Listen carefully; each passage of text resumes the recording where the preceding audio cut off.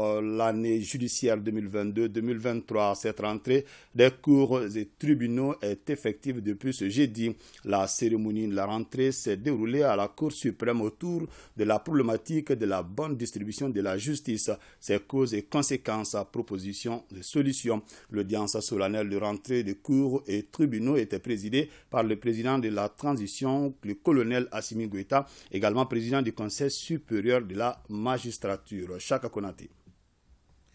Le non-respect des principes d'égalité et d'équité, l'inexécution des décisions de justice, la non-maîtrise des lois et procédures, la corruption sont entre autres facteurs qui entravent la bonne distribution de la justice. Les acteurs de la justice en sont conscients et ils ont décidé d'en débattre, proposer des solutions pour briser la crise de confiance entre la justice et les justiciables, d'où le thème de la rentrée des cours et tribunaux 2022-2023, une justice plus proche des citoyens, problématique de la bonne distribution de la justice. Le citoyen ne se sent vraiment proche de sa justice que quand celle-ci est bien distribuée. La notion de bonne distribution de la justice implique un service public de la justice garantissant l'accès facile à la justice, la célérité, la stabilité et la prévisibilité de la jurisprudence, la bonne qualité des relations entre le juge et les parties, l'intelligibilité des décisions rendues et la possibilité d'obtenir leur exécution. Elle demeure au plan universel et dans une économie de marché, une source solide d'attractivité des investisseurs. En choisissant ce thème, la Cour suprême veut jouer sa partition dans la refondation du Mali en général, celle de la justice en particulier, renchérit son procureur général qui veut un Mali courant avec un état de droit renforcé et une justice forte.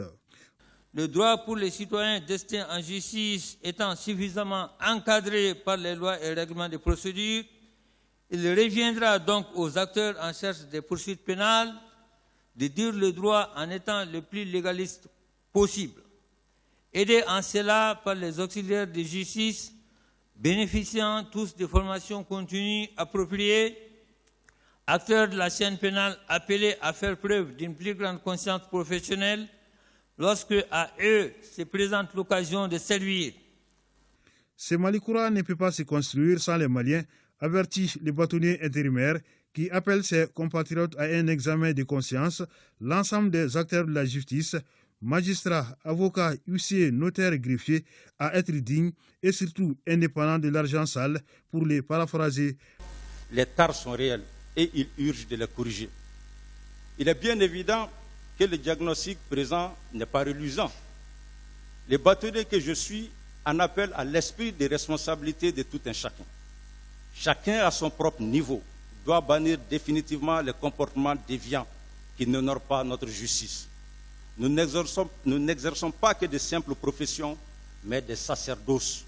C'est l'exercice sacerdotal de nos diverses professions qui assurera une saine distribution de la justice. La crise de confiance entre la justice et la population préoccupe également le président de la transition, chef de l'État et président du Conseil supérieur de la magistrature, qui apporte sa contribution au débat en insistant sur l'intelligibilité des décisions de justice et la lutte contre la corruption au sein de la justice. Face à la soif de justice du peuple malien, les discours ne sauraient suffire. Ensemble, nous devons donc poursuivre la réforme déjà entamée dans le secteur de la justice qui, rappelons-le, regorge de nos magistrats intègres, soucieux du devenir de la famille judiciaire et pour lesquels le changement de la justice ne doit nullement être un vain mot. Au-delà des engagements individuels, le changement tant souhaité doit être porté collectivement par une prise de conscience générale. De nombreuses mesures d'accompagnement pour y arriver sont déjà en cours.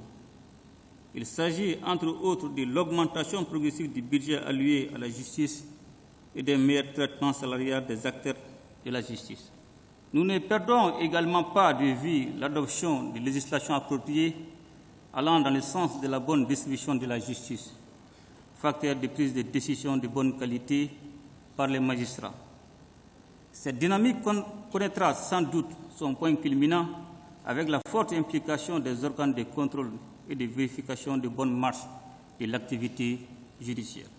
Si certaines dérives sont constatées ça et là, cet état de fait ne pourrait entacher tout le système car le courage, l'abnégation et le sens de la personnalité et du devoir bien fait sont aussi des réalités appréciables dans le système de la justice. Alors, une plus grande attention devra être accordée aux personnels exemplaires de la justice en termes de promotion et de distinction des mérites. Il s'agira plus concrètement pour la hiérarchie judiciaire chargée d'examiner les recours d'être plus attentive à la transparence des décisions de justice. La hiérarchie est également exhortée à notifier le bon travail aux fins de promotion. C'est à ce prix que le renouveau de la justice se fera. Selon son président, en 2021, la Cour suprême a reçu 664 dossiers en matière pénale, civile, commerciale et sociale, dont 620 sont déjà traités. Les 44 autres dossiers restants sont en instance. La plus haute juridiction du pays demande la construction de nouvelles infrastructures judiciaires, un financement conséquent, plus de ressources humaines, l'accélération des procédures judiciaires, l'adoption d'une loi portant statut du juge des comptes, la création d'un centre de documentation des doléances dont le président de la transition a pris bonne note avant de signer les plumitifs.